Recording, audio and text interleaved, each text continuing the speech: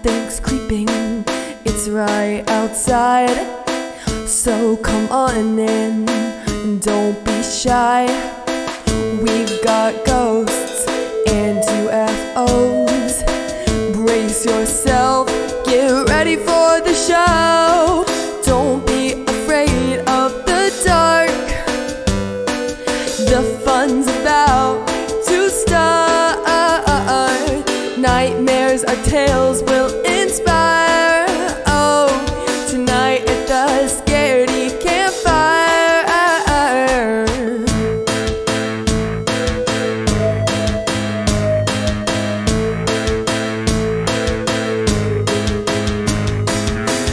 Have you heard tell of a demon next door? Or maybe a cryptid on the lake shore? There's nothing too strange for us here. So if you're ready, stamp out your fear. Don't be afraid of the dark. The fun's about to start. Nightmares our tales will inspire. Tonight at the Scaredy Campfire. Whoa, whoa.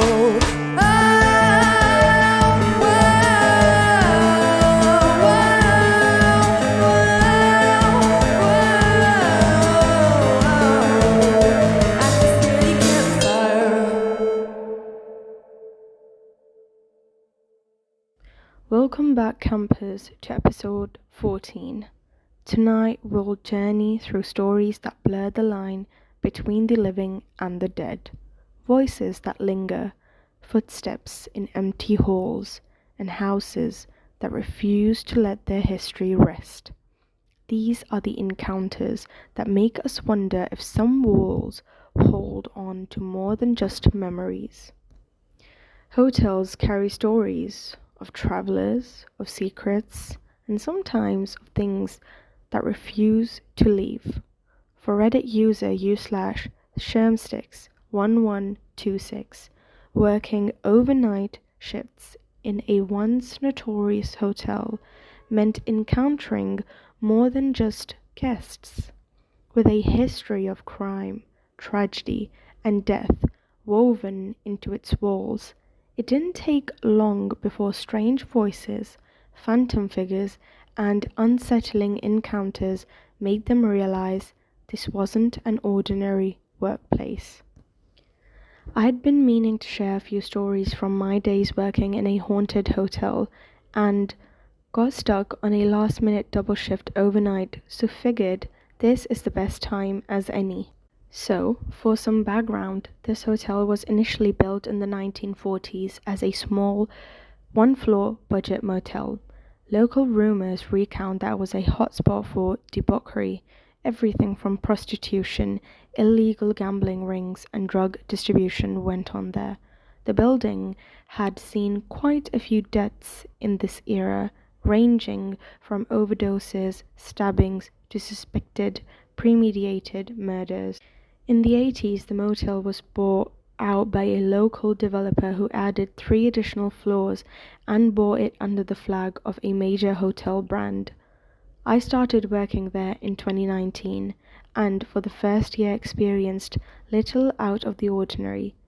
I heard stories of unusual encounters from co-workers but brushed them off as them messing with me. This all changed when the pandemic hit in 2020 and the tourism industry grinded to a halt. I was one of only a handful of staff to be kept on payroll, and as a result often found myself all alone in the 100-room hotel. This is when things started getting weird. Part 1. The door. One night, I was sitting in the office playing my Xbox when the door behind me leading to the GM's office started rattling, almost like someone was trying to open it. My buddy in the maintenance also happened to be working that night, so I assumed he was just messing with me right until he entered the office. A little confused, I opened the office to find nothing out of the ordinary. The HVAC was off, no fans were running, and the office was empty. After this night, the door would start rattling at random times, despite never doing so before, sometimes going on for 20 minutes at a time before stopping. Part 2. The Voices. After a rare check-in, I returned to my desk in the office. As I was sitting down, I very distinctly heard a "hey," almost as if someone right behind me was whispering in my ear. I whipped my head around, and of course there was no one there.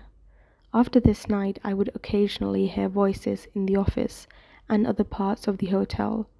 One night, I heard someone coughing very loudly in the lobby. Due to the then current events, I put on a mask and went out to make sure whoever was coughing was okay, and only to find it completely empty. Another time, while I was doing the bi-weekly dusting in a room, I heard a very distinctive "stop it" coming from the bathroom. Part 3. The Camera. Like most hotels, there was a camera trained on the desk which fed to a screen in the office, allowing staff to monitor the desk from the back office.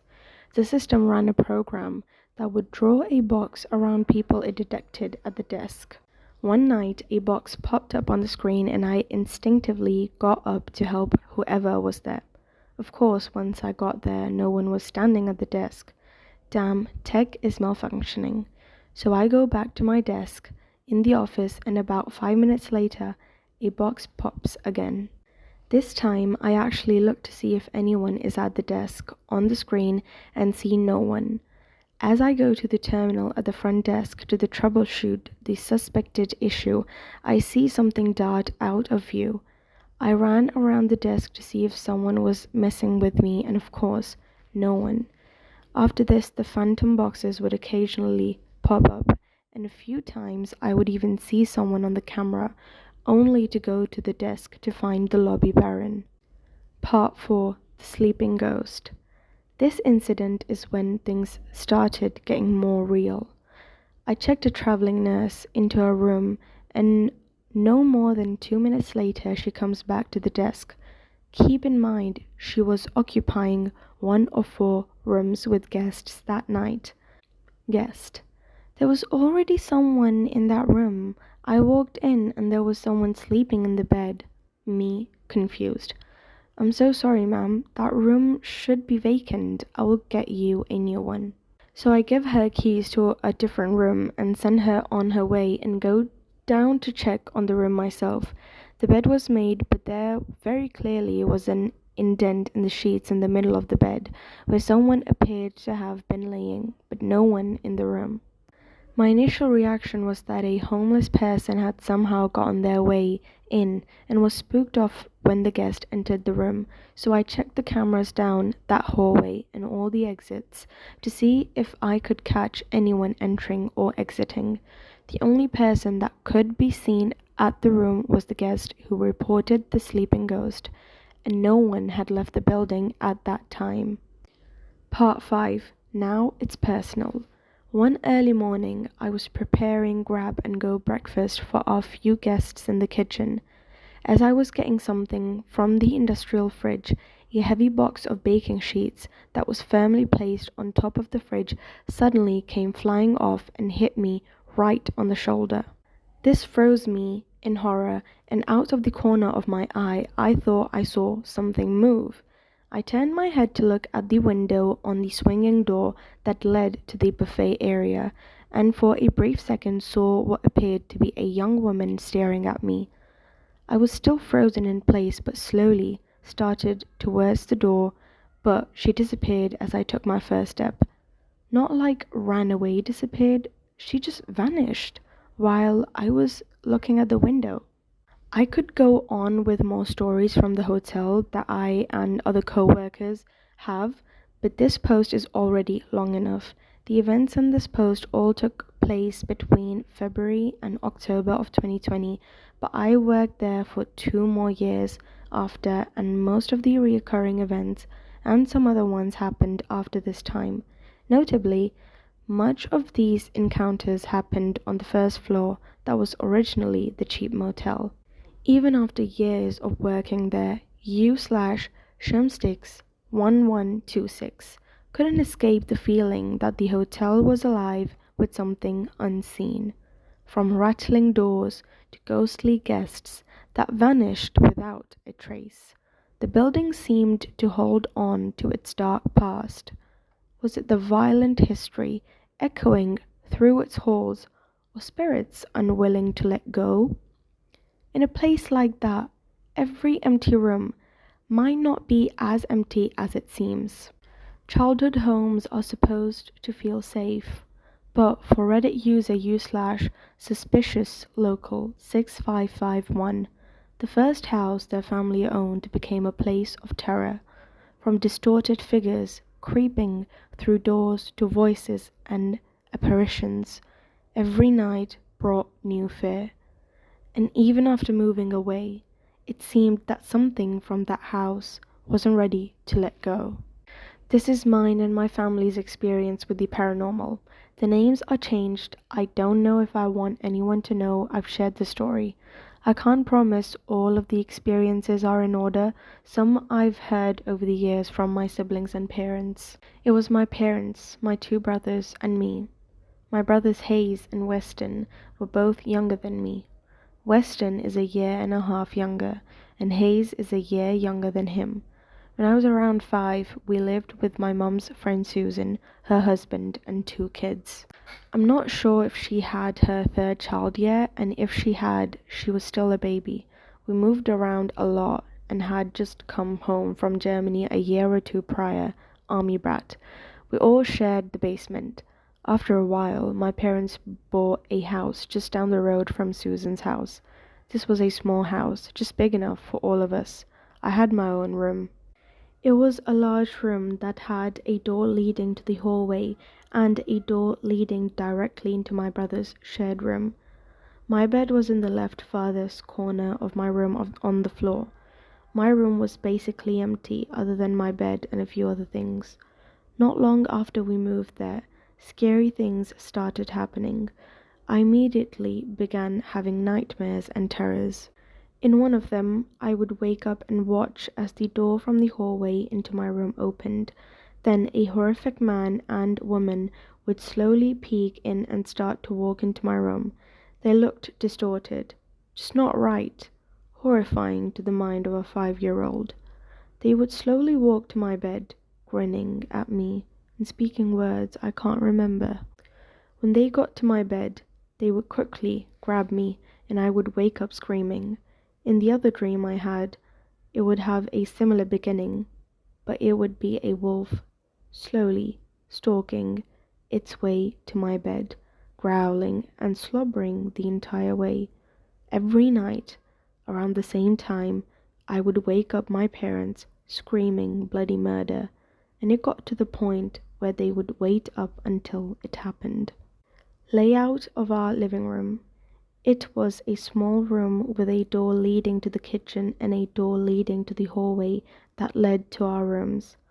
Our TV was in a corner by the hallway, and our couch was positioned on a wall facing both doors. One night, after I had woken up, we were watching TV in our living room. My parents and I were sitting on the couch when we saw what looked like my brother slowly creep in front of the door facing the hallway, walking away from his room. My mum told him to go to bed, and he turned around, walking back into the doorway. He stopped midway and then was gone. My parents said it's one of the more vivid things they experienced. We had lots of dogs while we lived there. We lived on a whole lot of land in the middle of nowhere. My brothers and I had a dog each, along with a few more. My brothers Weston and I had puppies from the same litter. I can't remember the breed. My brother Hayes had a small puppy my mum named after her favorite movie at the time. We also had 3 others that were mostly outside dogs. Our dogs played outside a lot, and soon after my brother Hayes got his puppy, one of our bigger dogs was playing with him outside. They got under my mum's car while she was leaving. Our bigger dog got out fast enough, but Hayes' puppy didn't. My mum was crushed. She felt extremely guilty. Not long after that, one of our outside dogs had to be put down. She got really sick really fast. A Few weeks after that, in the same time it took for me to go to school and get home, my dog had randomly gotten sick and passed away, and the same day Weston's dog disappeared. My parents said maybe he ran off or got sick too and ran away to pass alone. None of our neighbors saw him, and we never found a body. Weston told me that a few times he would wake up in the middle of the night and see me standing at the doorway of his room trying to scare him, or he would hear me calling his name, which I never did. I was either in my bed or with my parents. We moved to a trailer not long after moving there. I stopped having night terrors right after we moved. I didn't see any more apparitions, and neither did my family that I know of. But my brothers and I had a toy rocking horse while we lived in the first house, which we bought with us when we moved. It sat in our room in the corner in front of the door. On our first night in the trailer, when it got dark out, the rocking horse began to rock by itself, as if someone was riding it. It played music and made noises by itself that you had to press the air for it to do. It did that no matter where it was in the trailer. Every single night we lived there. Out of everyone, I was the most affected by whatever it was, and I still am. Sometimes I have nightmares about my night terrors. I no longer wake up screaming or feel as affected as I was at 5 years old, but they're still there. I feel like whatever it was, something definitely followed us to the trailer. Even years later, you/suspicious local 6551 can't shake the memories of that house, the night terrors, the figures at the doorway, and the rocking horse that moved on its own. Was it all a child's imagination? Or did something truly attach itself to them and their family? Some hauntings don't stay behind when you move. They follow. That's all for episode 14, campers. Some hauntings are tied to tragedy, others to time itself, but each one leaves behind an echo that refuses to fade. Thank you for joining us around the fire once more. Until next time, listen closely. Sometimes the past speaks when we least expect it.